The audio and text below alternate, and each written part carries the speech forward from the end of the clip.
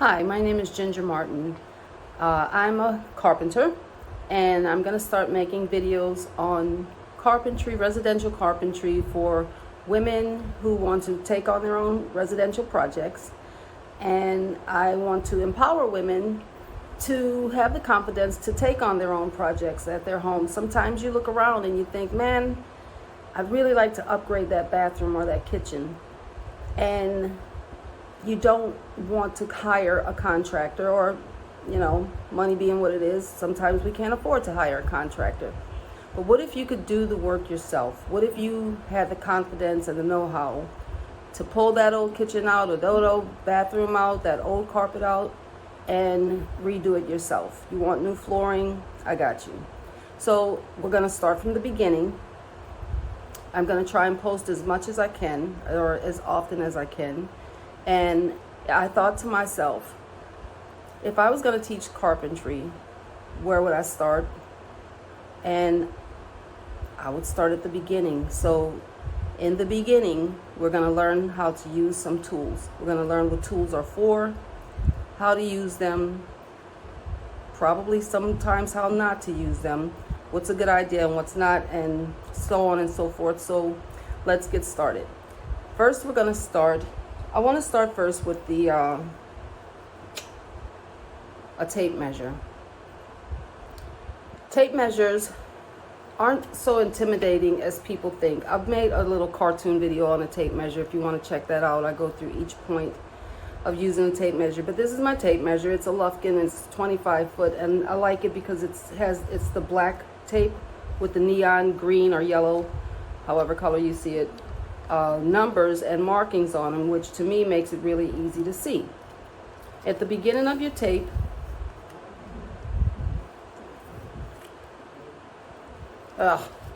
so you have three little openings here. Most tapes only have one. This one has three. This is to lock into, the whole tab locks into the side of your board like that. So when you pull your tape, you can get your measurement, read your measurement. But the three holes on the side is sometimes you have to lock it into a nail or a screw. And those little holes there, trying to get so that you can see it. These little holes, can you see my fingernail? Clips in there. If sometimes you have to turn your tape to the side to pull it. So I like this one because it has the three holes that you can clip on there. I also like that every foot is pretty much lit up in a block. Yeah. And then you have your 16 inches, 32 inches, so on and so forth. I don't know if this is backwards for you. I hope it's not. But when you pull your tape, you'll get it. This is for studs. So your studs are always going to be 16 inches on center. Studs are your boards that's in the wall, and we're going to get to that eventually. Right now, if you want to take some time, you can practice reading your tape measure. You got your 1 foot. Of course, you call it out, a half a foot is 6 inches. Every long line is an inch. The halfway mark is a half an inch. The next one up, because the little markings go higher and higher. The next one up is a quarter of an inch. The next one is an eighth and 1/16.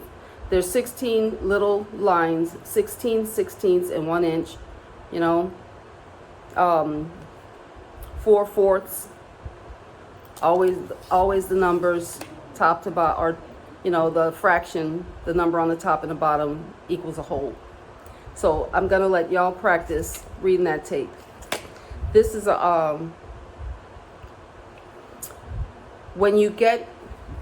as you get used to using your tape measure, you can pull your tape, hold your pencil, and mark your line like that.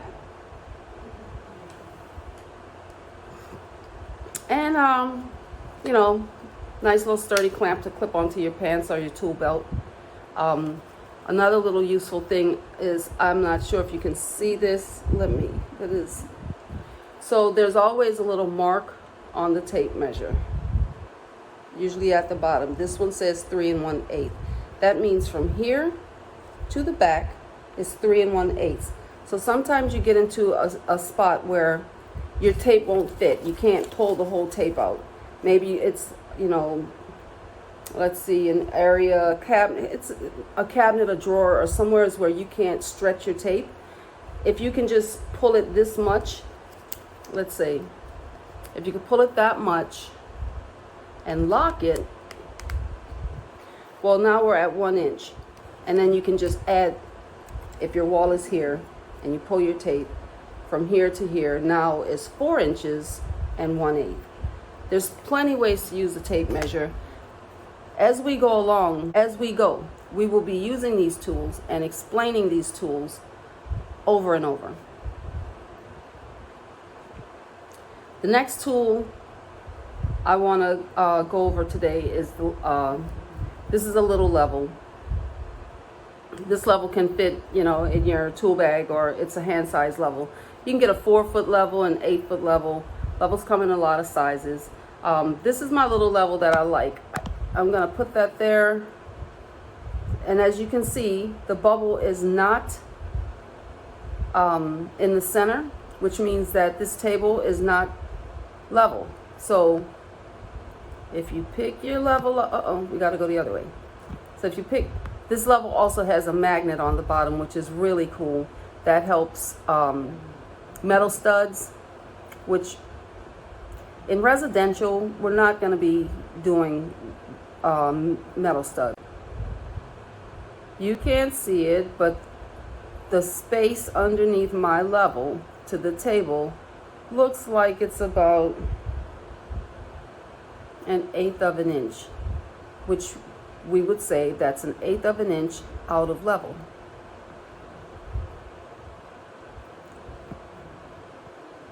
When you hold your level up this way, I don't have anything to put it on, so I'm gonna try and just hold it and see if we can get a level there. This way is called plumb.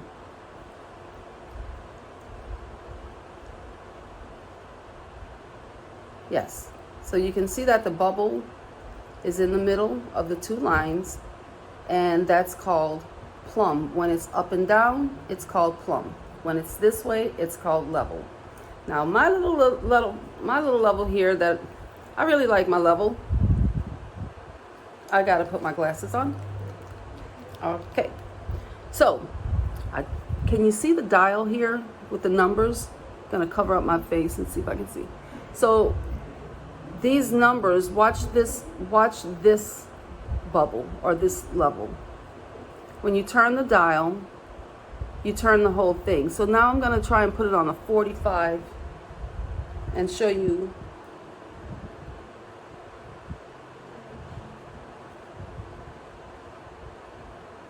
Come on, 45 right there.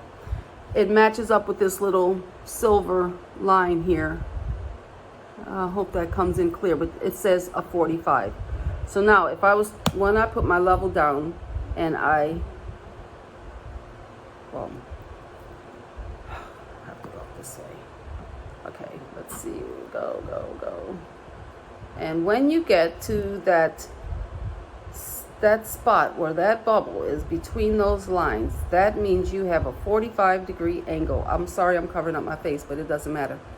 I'm showing you the level. So, and I can't hold it really tight, but that comes in handy if you want to put a 45-degree angle on your 2x4, your molding, whatever you need a 45 for.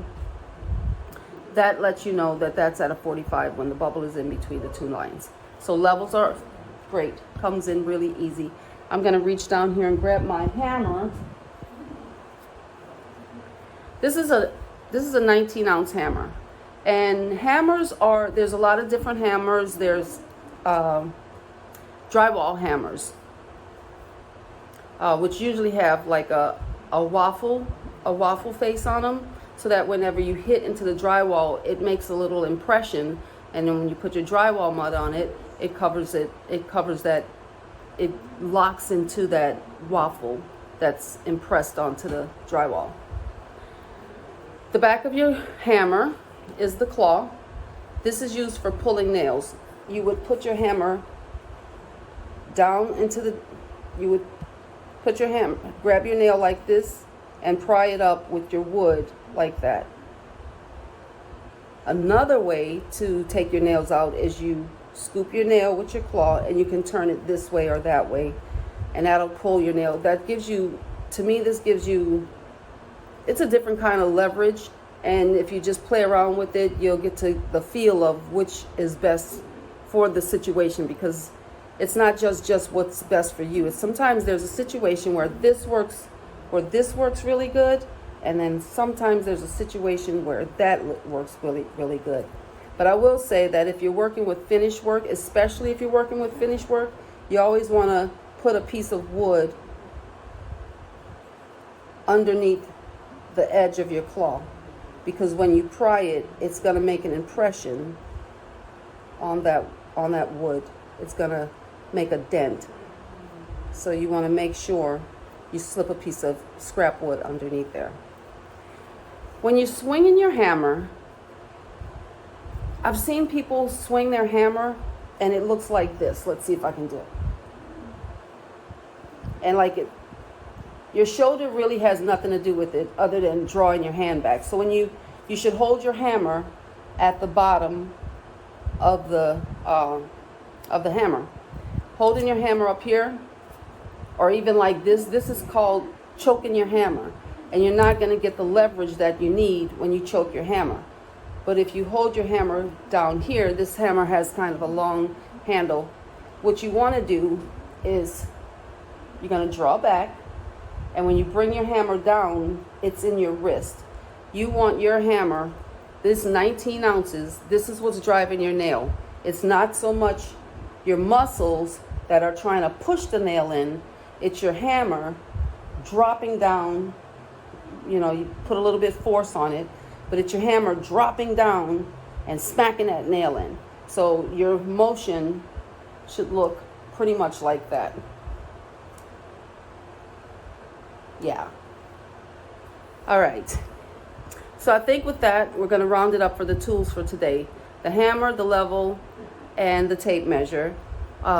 And tomorrow, maybe, hopefully, or soon, we're just going to keep going over different tools. We're going to go through all the hand tools that I can think of that would be used in residential construction. And then we'll get into some power tools. So I hope you like this video. And if you like the video, please subscribe to the channel. It does help the channel grow. And soon we're going to be having our community open up where carpenters or women carpenters can come on to the community and share and learn and do a lot of exciting things. And so I'm looking forward to that and getting that put together and launching that one. That's going to be really cool. Anyways, thank you. My name's Ginger. I'm a carpenter. I've been a carpenter for longer than I'm going to say.